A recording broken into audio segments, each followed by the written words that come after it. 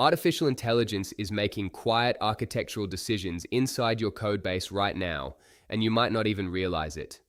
When AI writes code, it gravitates toward TypeScript and statically typed languages, and that preference cascades through everything: your frameworks, your tooling, your entire stack.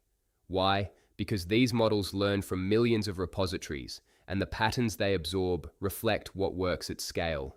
Here's the thing though, this isn't a limitation. Static typing actually catches errors before they reach production. It makes your code base easier for humans to reason about and maintain. TypeScript isn't just what AI defaults to, it's what sound engineering practice looks like. But here's where you need to pause. AI preferences shouldn't drive your decisions uncritically. Every project has unique constraints, team capabilities, and timelines. The real skill is understanding why AI makes these choices, then deciding deliberately whether they serve your organization. The question isn't whether to follow AI's lead blindly. It's how to make informed choices about your architecture, armed with this new understanding.